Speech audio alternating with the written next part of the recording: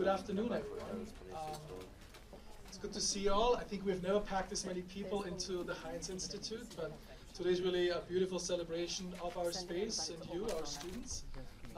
None of this would be possible with Jim Hynes, who is our Hynes Distinguished Speaker Series speaker today, and he'll share his story with you today, and what drove him to pursue entrepreneurial opportunities, what it means to engage in seeking out those opportunities and acting on those.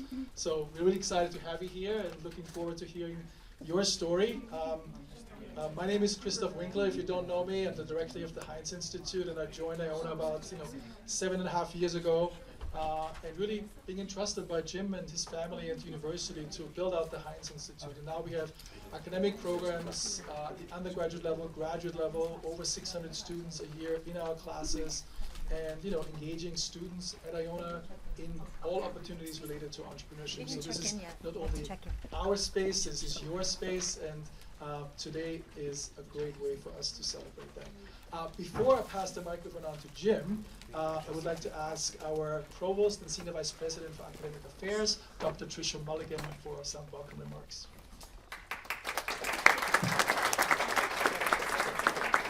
Good afternoon, everyone. Sorry, I'm short and I always end up having to mess this up, sorry. It's great to see so many of you here. And I have to give a shout out to the lacrosse team because you guys are everything, so thank you for being here again. I have had the privilege to work with Mr. Hynes for quite a number of years and his other half. And I was part of the original design team that traveled with Anne-Marie and some others to look at other entrepreneurship programs throughout the country. And upon our return, Jim and Anne-Marie cuddled with a bunch of us here on campus to talk about, how might we bring this into a reality here at Iona. And literally feels like yesterday. But I don't think I can quite emphasize enough how grateful we are to you and to your wonderful family for your support, for the growth of the Institute, thanks to Christoph and his incredible team, and you, the students, that make this a reality. So on behalf of Iona, thank you to Mr. Hynes, and enjoy your time here. Thank you. All right, thank you, Dr. Mulligan. So I'm going to stop talking now. I'm going to pass the microphone to Mr. Jim Hynes, and let's give him a round of applause. Okay?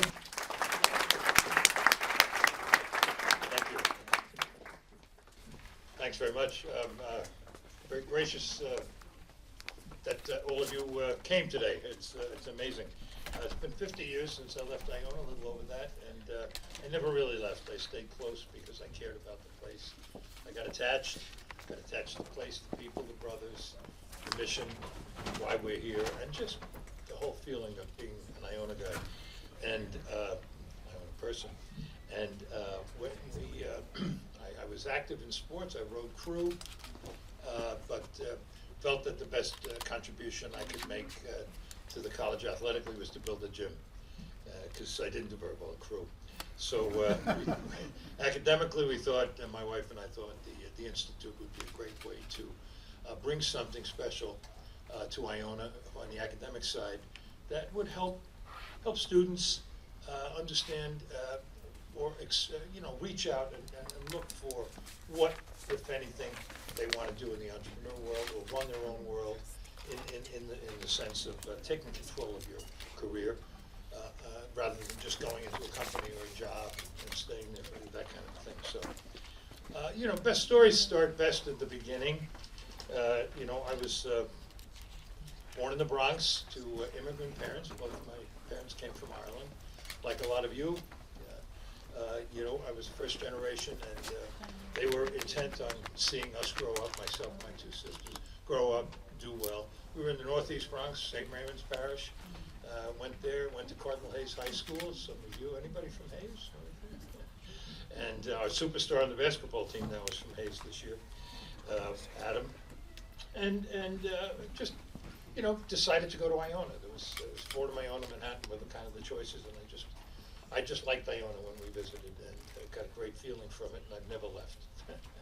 I stayed involved with the alumni, and then I've been a trustee for almost 30 years, I guess, and the chairman for about 15 of that. So happy to be here. So from Iona, where I was active in extracurriculars and got involved in sports, extracurricular activities. I had a job I just found that it was great to use that experience towards my future, social life, learning to work with other people. I was active in running a club here on campus. We ran parties, dances at the time. We had a big concert, the Beach Boys. That was, yeah, they were very good. And it was Brian Wilson, yeah. And it was a good experience, not particularly financially successful. We didn't plan as well as we could have, but you learn. You learn from your mistakes. You learn from what you don't do as well as what you do. From there, I took a job. And during the summers, I had a job working for Western Electric Company, installing equipment, kind of low-end cable wiring and punching things down. But it was it was part of the AT&T organization. So when I graduated, I had a number of job offers, opportunities in insurance and here and there. I decided to just go with the AT&T. It was called New York Telephone. There were 23 operating companies. AT&T was the phone company in America. Literally, at the time, there was only one. And it was felt that that was a natural monopoly. It made no sense to have 50 companies competing. And up to that point, it was probably true. But technology was starting to evolve. The opportunity, the transistor had been developed, now called a chip. But chips are nothing but transistors on a chip, only they get 1 billion of them on there instead of one used to be this big. So you start there and you say, yeah, I go to work for this the phone company. What I did there was go to school for about 3 years. I spent half the time in school, 3.5 years. And I learned a lot about the telecommunications industry and evolving technologies that we all use today. They started then. This is the very beginning of 1970s, early. So I got a lot out of that. Went to the school and decided I learned a lot. And the application of the technology is really going to be where either money's going to be made or you're going to have the most impact on your career and business. Deep down, like many of you, how many here want to be entrepreneurs or reach out in your mom? Well, that's terrific. I said, because at the end of this, the upside of this, at the end of this, you're going to go, if this idiot can make it, I can really make it. Okay? But I always had the inside, I always wanted to do my own thing. It was kind of part of why I did stuff on campus. Let's do this, let's lead. You learn to lead. You learn to get instinctive about certain things. You learn to understand people. Who are they, what they can do, what they're good for, what they're not. You also learn what you're good for and what you're not good at. Because over time, if you build an organization, you want to hire to your weaknesses. You know, if you're not a good financial person, you need a good financial person. You got the drive, you got the technology. Somebody's got to watch the dollars falling out of the wallet. But back to, so I left AT&T with some regrets because it was really a great place, but the technology had to move on, and the technology was driving new businesses. I stayed mostly in the financial businesses because that was the big user of systems. They would get the most benefit out of the new technology that was coming out. Factories and things like that, they got benefit, but they had already been automating along the line. The office was dead. It was one for one. Wall Street at the time traded about 15 million shares a day on New York Stock Exchange. They trade that before it opens today. The pre-trading is 15 and 25 million. So you can imagine how much, and we did this company I joined was a brokerage firm. They did 8% of the trades on the exchange, and if they were swamped with work. So we developed an order match system, and that's what they needed. They needed somebody to come in and say, take this, take that, get the people out. There was 800 people moving paper every day.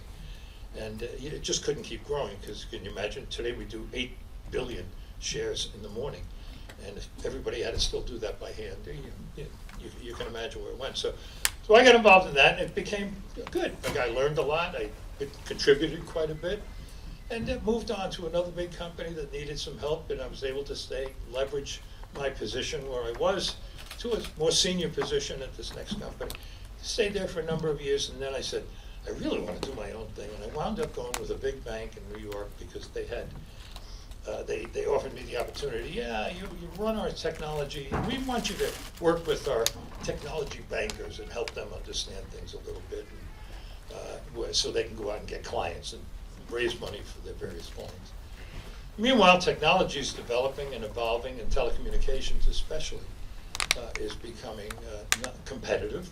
The phone company became no longer the phone company. They had multiple people who could come in and add phones, build terminals, get different, started to allow people to build transmission services. MCI, Southern Pacific, started to use the various ways of getting railroad lines, gas pipelines to run fibers and to run, copper back and forth, and start to compete with the phone company for long distance business, and then over time locally. So you had more choices, and the big banks worldwide needed more, needed the technology, and were big users of it. So I went there and really interested only more so in, doing some for the company, but really interested in, how do I, maybe there's an opportunity here to work with the bank to back something I want to do, or I'll get an idea and I can get it going.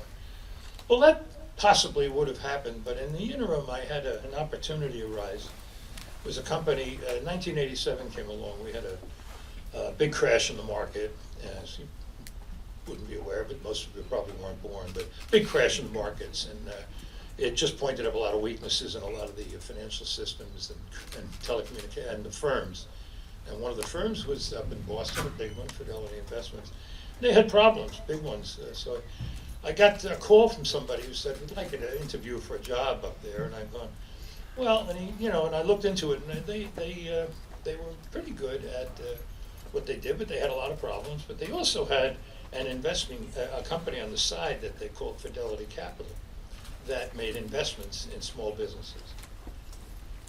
And I said, well, this may be an opportunity. So I went up, I had about half a dozen interviews with various people, including the owner of the company, who I got to know quite well. And they hired me to fix a problem. I said, yeah, I'll come up and fix the problem. I'll move my family up here. But, what's in it for me? I'd say, yeah, money. But here's what I want. And I said, if I get this done and I fix it, I'd like the opportunity to go over there and maybe start something or work with something that they've invested in, and get the chance to learn how to be more of an entrepreneur or more of a small business guy. And that was the deal. Well, I came in and I fixed their problems pretty quickly because I knew what I was doing. I knew my business. I know what I do. I really recommend whatever you get into and you love, learn it. Learn it viscerally. Understand it instinctively, because you'll be a lot better. You'll be able to do and build what you want. But you can't, going in with, half the knowledge is not good. And again, you can't do it alone. You always need others, but we'll get there. So I wound up with fixing this, and after about 6 months, they lived up to their word, and I moved over, and they had made a small investment in a transportation company, and they felt, well, transportation, we need communications for it. So they had bought small radio systems around the country in various areas. There are channels in the air. The FCC breaks up the airwaves into channels. They bought a channel here, 2 channels there, and a radio company. Well, this is, really, they're a transportation company, not a communications company. And the communications was becoming a bigger problem than the bus service or the transportation service they were providing. So they said, well, we want to get rid of that, and we think we should get rid of it and figure out something else to do with this small company that's growing but having a problem. So here I am now, small company, not much. I arrive and I look, I spend a little bit of time looking at what they've got, and I look at the industry, because I say, yeah, geez, this is an interesting position. They had the frequencies they used abutted cellular. So you have 805 megahertz is cellular. This was 820 megahertz. So they're very similar properties, but there were only 2 cellular companies allowed. Then I looked at who's doing what in this area, and there was somebody buying up these channels around the country, going around. We're paying $3,000 for a channel. They're paying $100. So I'm going, and I looked at who they were, and they were 2 former FCC chairmen. So I started saying, these guys know something, and they plan on doing something with it. And I figured it out that they planned on gathering as much of this as they could into a 3rd cellular offering. So I looked at that, and I came back after about 2 months, and I called a board meeting and of our investors, and I said, listen, I don't think you should sell this. I think you should build it, buy it, and build it bigger, but separate from the bus company or the transport company. This should be our business for a year or two, and then we'll roll it into something bigger. And I explained what I saw happening. They bought in. And so over the next 2 years, we went around, did about 60 acquisitions around the country, buying up these channels and companies, learning a lot about little businesses. They thought they were in the radio business, selling radios. And these little businesses all over the place, $1 million, $2 million businesses. And they really weren't. They were in the airwaves. They were in the telecommunications business. And they were giving away the airwaves and selling radios and saying, well, I made $150 on every radio I sold. And I said, well, you don't sell enough radios, and really, you make more money servicing them than you do selling them. So why don't you give them away cheaper, get more radios out there, and then service the daylights out of them. Plus, they start using your airwaves, and you charge for the airwaves. So you learn the business. You start to, and that became a very lucrative little business on its own, not losing money. But at the same time, we put together channels in about 15 secondary but significant markets. And the big guy who was going around buying up all the, I'll call them the NFL cities, was just about finished, and they were starting to get their plan out, and the plan that I recognized. And one of my engineers had a great idea where we inserted ourselves in the middle of their cities in frequencies they didn't use. And then we did it, filed, got the approval of the FCC, and the big guy realized we blocked them everywhere. So they had to buy us. So a $35 million investment turned into about $750 million in 2 years, and very happy, we formed a company called Nextel. You may know that. You may remember them. They're now, I think, part of, somebody bought them, I forget who. But we got out, sold our stock, and moved on. But that gave me the credibility with these people, and I just looked around and said, whatever opportunities are there out there, I got somebody willing to back me in something, and I looked around, and I had done work when I was at Chase Bank, with JP Morgan Chase, and I saw an opportunity in Europe, and here we were 7 years later. In Europe, the British government said, we got to do away with just having British Telecom provide telecommunications services. So what they did was they offered a second company the opportunity to put telecommunications connectivity in to compete with BT, to force British Telecom to get more competitive. Well, strangely enough, they chose a company half owned by British Telecom to provide their competition. So it never really took off, but they said in 7 years we're going to evaluate this, and 7 years was up, and I had done a lot of work. Plus, these investors had also bought a small paging company in Europe, and in London, it's called London Pager, which was part of my purview, and one of the investments that I was to look at and work with. And so I went over to London, worked with these people, and I said, this is the dead business, because cell phones do a lot more than pagers. Nobody was listening, but you know, if you have a cell phone or a pager, which would you rather have? You probably don't even know what pagers are. It's a one-way. It's a little thing you carried around, and when they wanted you, they beeped you. It's called a beeper. Okay, and people were paying $35 a month for that, and your cell phone was $30. So it didn't take a genius to figure out.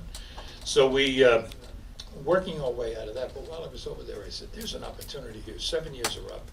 They'll accept white papers to build a competitive phone company over here. At least they said they would." So I put together an offering. We were working with one or two of the guys from the paging company. I built an offering to the Oftel, the FCC of British of the UK, and worked with them. Met with them 10 times. And next thing you know, they provided me with a license. Well, I had done some groundwork and legwork and had some things ready to go, and hired a few guys from British Telecom, and we started. I'm leaving out a lot of hard work here, but we started digging holes in London, burying fiber optics, linking up buildings, building central offices, or central places to put switches and connectivity. So we ran all over London. We dug up the streets. Needless to say, we needed some money on that. I raised about $100 million mostly from my investor in Boston, for capital, for the Johnson family, et cetera. But you know, it's a lot of money, and it started taking off. I mean, we had a very good deal of success because we offered services to British Telecom, either didn't offer or charged 8 times more than we did. And so we became very popular. We had zero downtime. In our first 6 months of business, people started buying more. We had the London Stock Exchange. The British government started using our services. And we built this out within London. We provide all of the telecommunications we did for the London police and their video cameras all over.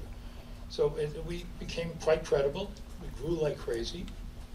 And, you know, had to bring in people, had to hire a lot of people on the fly. You kind of have to evaluate people quickly and make decisions of where they fit. And did all that pretty well, mostly because of what I learned starting here. Reading people, knowing what they're good at, knowing when they're bad, you know, things of that nature. And that's what people are doing when they look at you, you know, when you go out and say, what role can this person play? Will they play it? How well will they play it? Well, keep that in mind. You know, it's where the rubber meets the road. So from there, I looked at London and I said, well, we need a lot of money. We need to go public. We need to raise money from other sources, and not just debt. We need to bring in some what's called equity. People who put in money, and if they don't get it back unless the company does well, and we all know what equity is, and match that with some debt. But you got to have some equity to get more debt. So we decided to go public. I realized in order to go public, we had to have more than just the United Kingdom. We had to have France, Germany. Those are the other two major markets. And so I went forth. I started working in Germany in 95, I guess, 94, 95, in France. I brought a picture of myself in France. I'll show it to you later. It's part of it is digging the streets, putting in fiber. Very expensive, as you can imagine. Much of it has to be done by hand over in Europe because there's no records of what's in the ground. So you using a backhoe, you dig a backhoe and you can pull out electrical lines, gas lines, etc. So water pipes. We broke a few water pipes. But Milan, we sunk the subway for a week. But you make mistakes, and you admit them and move on. You always admit your mistakes. But in Germany, we got a license to move forward. It was very hard, but I did it. And then we got 6 cities up and moving. In France, we ran into a point they won't let you dig the streets. So I had hired a guy, Jean-Louis Hardy. And I'm talking to him, he says, we can use the sewers. I said, well, you know, you can use the sewer if you want. I use it every day, kind of a thing. But what we did was we worked with, and it turns out his father was connected to the guy in the city. We got to meet this guy in the city who said, capital idea to use the sewers to run the pipes. And he gave us the right. We went in, we showed him what we would do. We developed a thing clamped up in the top of the sewer. Better than starting at the bottom, up in the top of the sewer, and we could take up to 6 fiber cables and run them through, and then we had to come up with a way into each building. Another good thing, you didn't have to dig into the buildings because there's already a pipe there serving a purpose. So what you would do, and there's a valve there you have to get around, so we developed a thing, a wire around the valve, served every building in Paris. Well, we had the opportunity to serve every building in Paris, and nobody else could get moving. The only other competitor was the water company, and they made the mistake of linking up with AT&T, which is like throwing an anchor overboard. They just dragged them back and slowed them all down. So we were the sole competitors in Germany and in France pretty much for a couple of years, and grew like crazy. Public offering of stock took place in right after Thanksgiving in 1996, and it was a wild success. And people recognized the opportunity, what we had done. We continued to grow. We built it into a phenomenally successful company. It's still going strong. They built into data centers now, and I left in 2000, but they work into data centers, meeting a lot of their clients' needs, and they'll continue to do that with AI and that opportunity, which is a big one. So when I wound down by 2000, I was exhausted. My family forgot what I looked like. When you do your own thing, it's you know, I heard a funny line in a movie, the guy goes, it's 24/7, 5 days a week. It's not. It's 7 days a week. It's hard work, and you put a lot of time in. You're always thinking about it. When you're home, you're getting calls about what happened or what's going on. It's the kind of commitment you want to make because you're really into it. It's yours. You built it. And people look to you. When I thought about the responsibility I had of getting these people to quit their jobs and join me, and it was always teetering on failure. I mean, you're always running, meeting a payroll in the beginning can be tough, but you're always there. Once it gets really big, then you got other problems. It gets so big you can't control every aspect of it like you can when it was one city, one office. Now we're in. So we wound up in, by the time I left, we had 11 countries, we had 50 cities. We also built a long distance network, a link. We started burying fiber between the cities and linking them, so we had a full connectivity for the major portions. Then we did arrangements with other carriers to carry beyond where we were, but we covered the vast part of Europe, and it was all part of the plan that we set out to do, and I was very pleased. It worked for me, that kind of thing. As you know, when you build a company, you get a certain amount of stock. As you take on more equity, your stock becomes less valuable, but without that, your company doesn't grow and doesn't get more valuable. So, whereas I might have owned 40%, I wound up owning about 2% in the end, but the company was worth a lot of money, like 50 billion. So it was, the company worked out very well, and we were very successful, still going. And all the people, I just had a little reunion over in London, and we had about 20 of the first 25 people came back, and we had a wonderful dinner, a lot of fun, good reminiscing, and they were all doing well and have been successful. So I came home in 2000.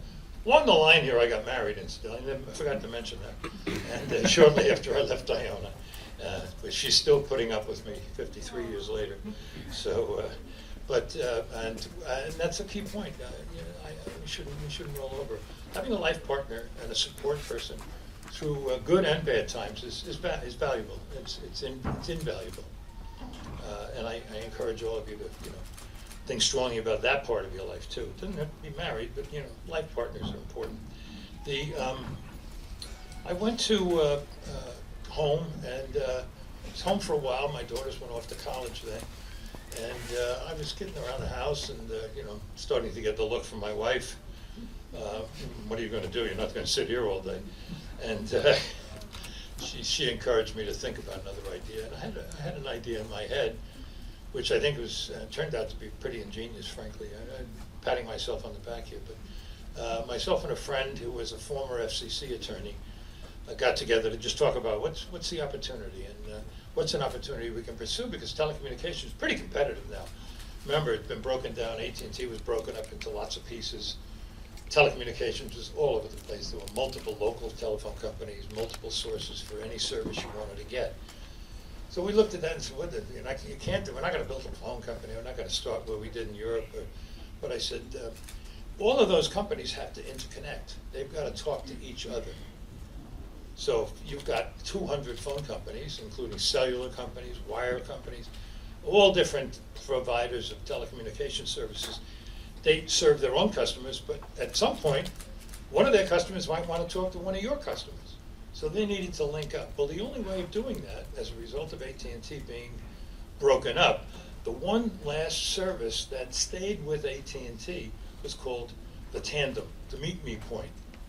AT&T was mandated to provide interconnectivity to all of the carriers, because otherwise they couldn't compete with AT&T. So AT&T had to provide this service. They charged a fair amount for it, about 0.5 cents a minute, a quarter to 0.5 cents a minute. Get back to that. And nobody noticed it. Nobody just took it for granted. All right, well, I can get to each other. I'm not going to build a network to you and take on the expense of building a network if I can go to AT&T and they'll make the interconnection. I got bigger fish to fry. These are all entrepreneurs too. They're looking at one thing: gather customers, gather revenue. So I looked at that and I said, well, there's no competition in this particular area. So we looked into building out switches, and at that particular time in 2001, a company called Sonus, S-O-N-U-S, came along and developed a switch that would fit here. That used to take a room about twice this size. So it didn't have to be it didn't need air conditioning, it didn't need cooling, it didn't need, it truly was about twice the size of this lectern. And it could handle what used to be handled in a room this big for about 5% of the old cost. I went up, we met with them, we tested the daylights out of the switch. We bought some of the original big switches just to get our business started, but we bought these for $300,000 each and dropped them in all of the what's called local areas, telecommunication service areas in the country. And bit by bit we built out, and we went to every carrier and said, we will build to you, we'll build the link to you, to our switch, and then you can give us the traffic and we'll transfer it to everybody else. We called ourselves neutral tandem. Tandem, again, is the telecommunications term for the meet-me point. We were neutral. We will never go after one of your customers. We will not sell to end users. That turned out to be pretty well received, and within, I'd say, 3 years, every carrier in the country was our customer, including AT&T, because they didn't have enough capacity for themselves in certain places, and they would buy from us. Verizon and many of the other countries. So it became a very particular, we charged, they charged a half a cent, we charged 0.2 cents a minute. Now it's down to about 0.006 cents a minute, and they're still very profitable, so that shows you how much they were overcharging everybody to provide a service that they didn't want to provide but were forced to provide. So you take advantage of, you see the opportunity, you see a good way to do it, and again, I only noticed that because I was in the industry, and I studied, I knew viscerally how AT&T operated, and I said, we can do that, and we can do it cheaply, because we can buy these cheaper switches, connect everybody up, and provide it on a per minute basis, no commitment. If you link up to me, I'll link up to you, I'll just charge you what you use. I'll give you a bill every month and tell you what you used. They track it too, so they knew. So it was a very, trusting environment. We had, we wound up with, 700 or 800 million a year in revenue with 100 employees. Think about that. It's a lot of revenue per employee, and you can. It's a very profitable business, and we took it public in 2006 because we needed more money. Probably didn't need as much money as we raised, but it worked out well, and we continued to grow, and then we started to offer other services, not competing with our customers, but additional services they could use. Being that you're connected to me, how about you do this and you do that? So always look for the other opportunity. You start with this, but once you're in a business, it's amazing how many times you find, you're in the bar business, okay, sell drinks. Well, you can also sell food. You can also sell games. You can also have a jukebox and things like that. Look for the additional areas and places. And the important thing is always look for the next opportunity. As an individual, as a youngster, you're starting out, you've got great opportunities. You've got 50 years ahead of you of nothing but fun. Most fun I had was working. I enjoyed it that much, enjoyed the people that much, enjoyed myself, loved to do other things too, but it was a lot of fun doing work, and I think you'll find the same if you find things you want to do. And always look up, because if you don't look up, you might think you're at the highest point, And always think there's another opportunity, look for it, and always look for every opportunity. Listen to everybody, take every call. You never know which one. Serendipity, as I think my friend Christoph mentioned to me one, he said serendipity is an amazing, it just happens.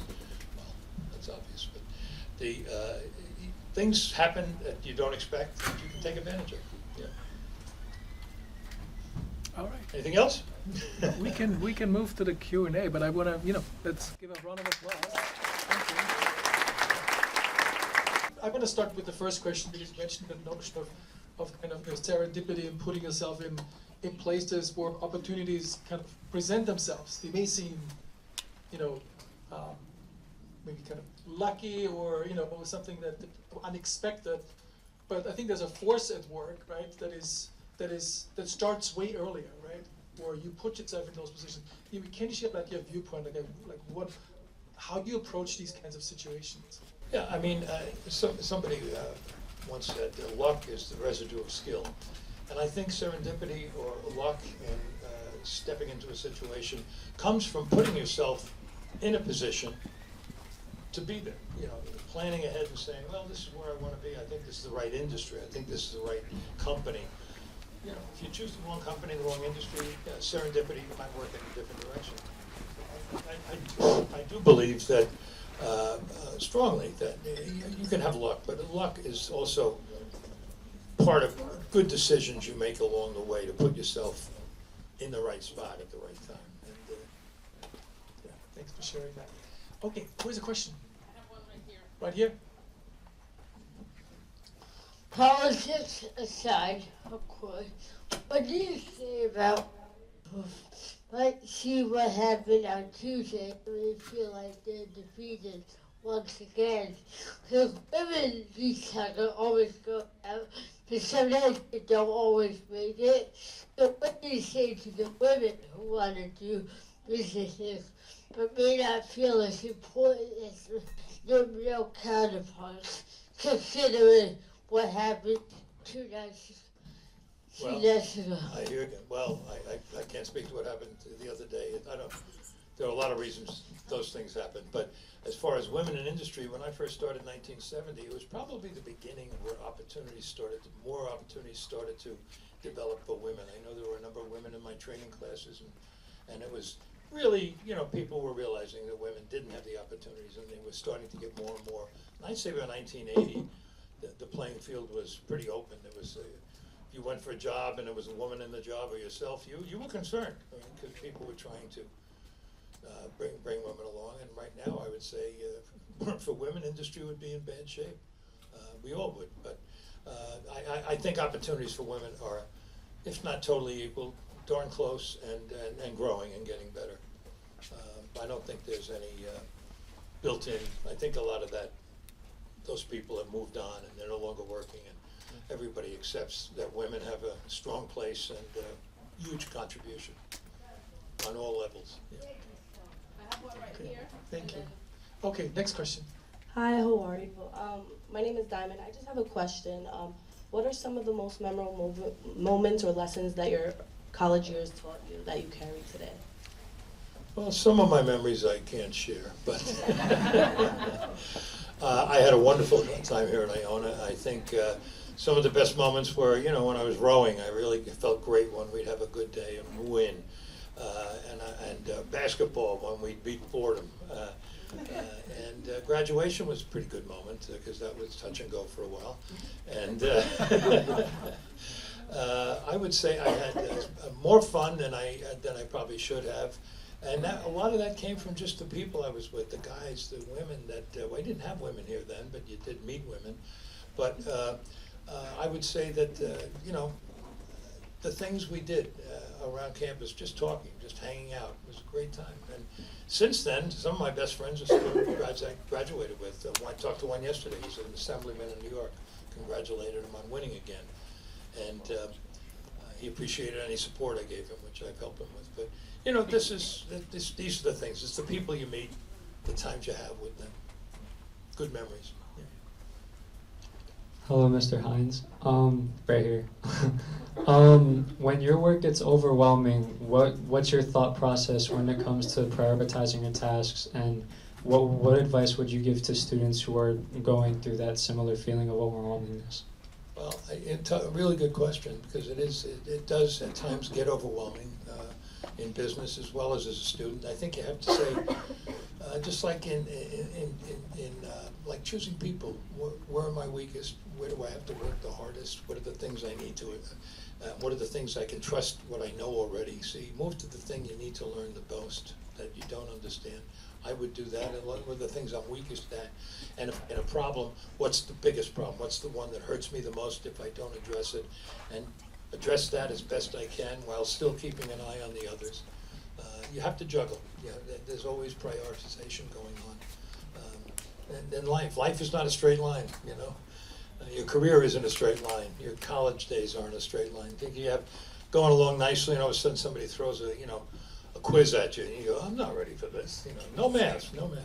But that would be my thing. I just prioritize along the lines of it, like they do when you bring you into a hospital. Triage. What's the most important? What needs the attention first? If I ignore that, an old line came to me, the only problems that go away if you ignore them are your teeth. And so keep that in mind, because the problems don't go away, they just get bigger. Right here. Hi, I'm Elizabeth Riccio. My question is, you mentioned recognizing your strengths and your weaknesses. How do you, once you know your strengths and weaknesses, use your strengths to advertise yourself better? And how do you acknowledge your weaknesses but still use them to grow? Good question. Another good question. I would say you should be self-aware. Understand what are your strengths. Don't fool yourself. Don't think, I'm really good at this. See what others say. Check that with others, you know. Hey, I'm really good at this. No, you're not. You're a terrible friend. You don't call me. You don't do that. Oh, I thought it was a good friend. You know, things like that. That's simplistic, but I think if you're self-aware and you're honest with yourself, you'll realize what you're good at, and you'll enjoy it probably more than some other things. As far as using that to grow, I think you like everything. You work towards your strengths. You play a role. We all play a role. Okay, you're looking to play a role. If your boss is looking at your boss or your partners in a business, you have a role. Play that role. Excel in that role. So what can help you to do those things? Understand your role, play the role, and play it really, really well. So what are the things that help you do that? But that's all self-awareness. You got to understand what your role is. You understand yourself, and that helps you understand other people. You help you read other people when you're hiring people and bringing them into. If you have a four-person company, and you got two bad ones, you got a lot of problems. Okay, so you need to solve those problems quickly. You know, it's better to. Like I said a minute ago, problems don't go away; they just get bigger. You know, but I would say as your weaknesses, improve them. Know what they are and get better at them. You know, and don't allow those to become the things you use to make decisions. Hi, my name is Eileen. What are some current trends in entrepreneurship or innovation that excites you, and where do you see the greatest opportunity for new ventures? Well, I think there's so much more opportunity now to get into entrepreneurship. You know, I mean, just more and more people are doing their own thing. The opportunity is there. The technology is now there. None of this technology existed 40 years ago to stand on your own, sit in your house, and create a business. If you did that, you know, unless it was selling something to your next door neighbor, it wasn't a good business. Today, you can do that. You can start up and get into. There's so many opportunities that the technology allow you to go after. I think AI is clearly, we all talk about AI. AI is an enabler. To me, it's where telecommunications was 40 years ago or 30 years ago. There was no internet. You didn't have this.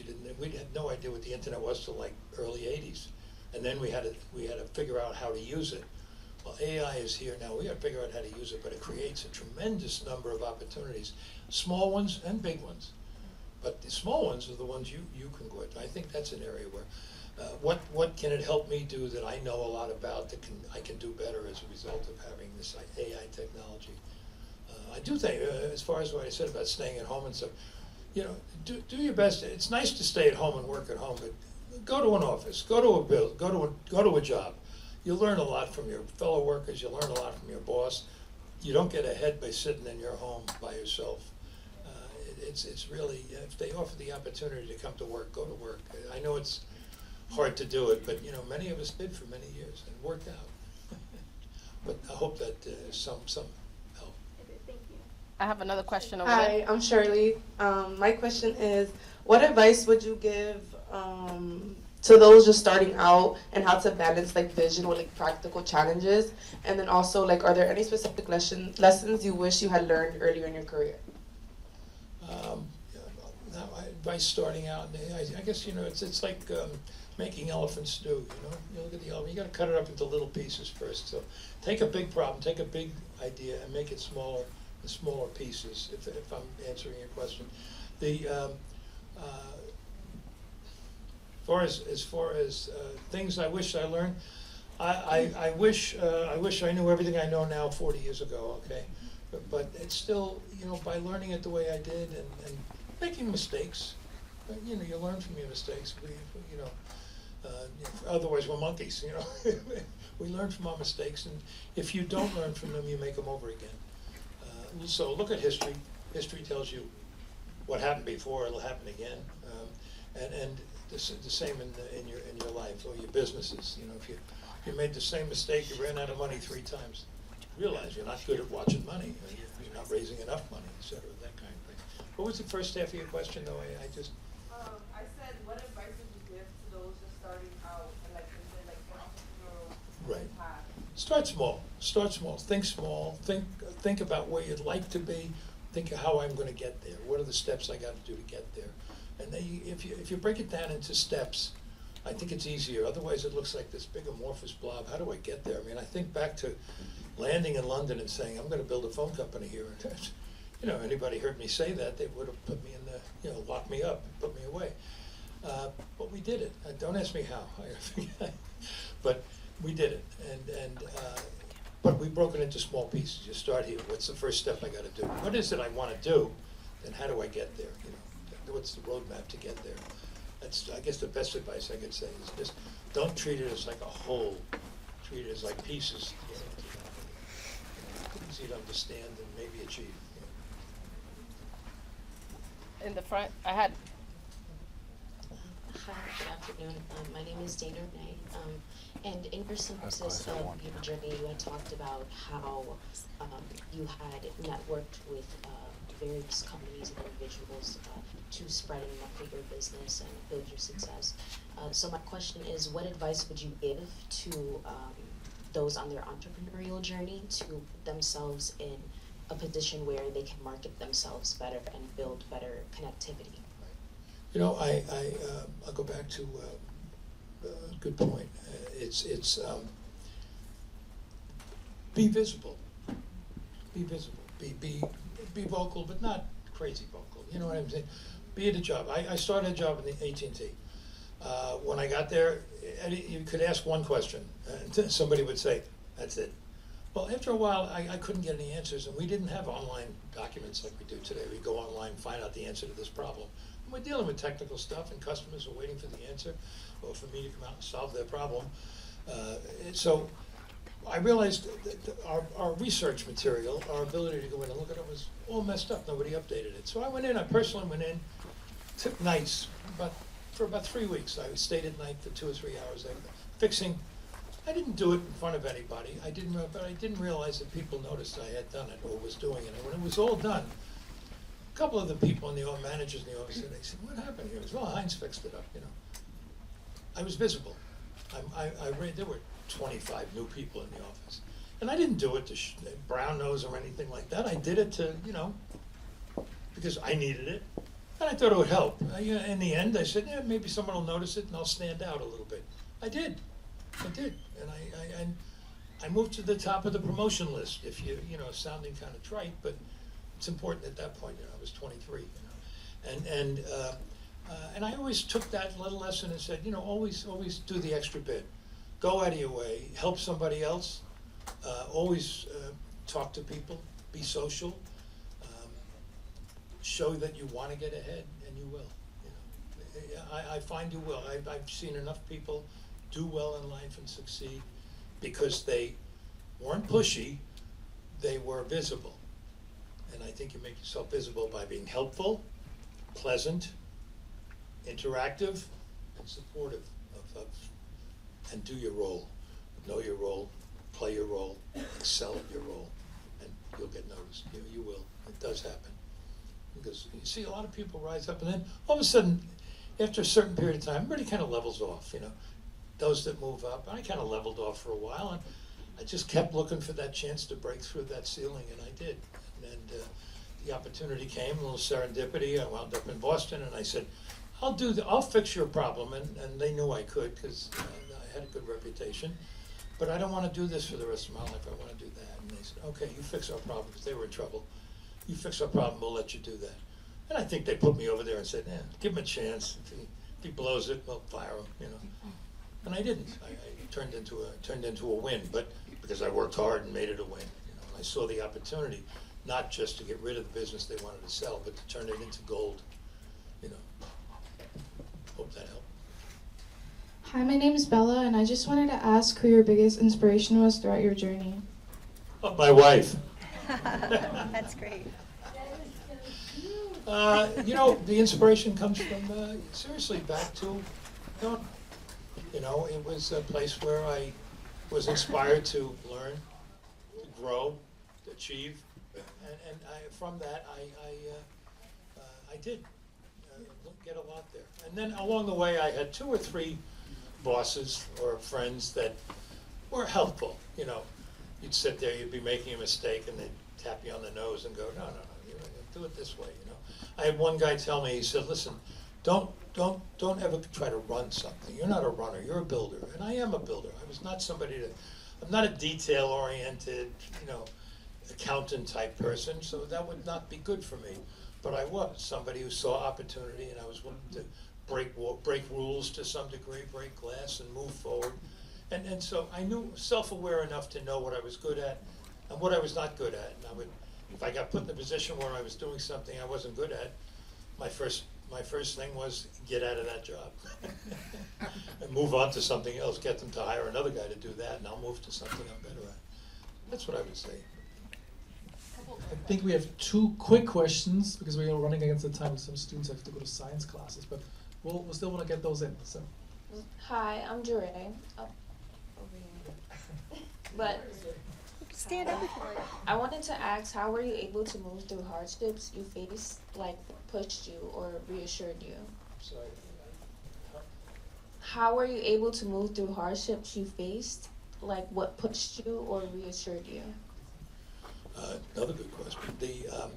And I've had some hardships, and you do it through, again, self-strength. You build your own strength, but you really, it doesn't hurt to have strong support family. My wife is in strong support for me, and my daughters. I get a lot from them, and I try to support them too. But it's friends, support, get through the hard times in life. We all lose friends or parents, and those are hard times, you know. And right in the middle of cold, my father died, and very suddenly, and I was devastated for a while, and because we were very close, and you got through it by working with Mom and my sisters, and you move on. You can't skip the 7 stages of grief. You can't skip them. I tried.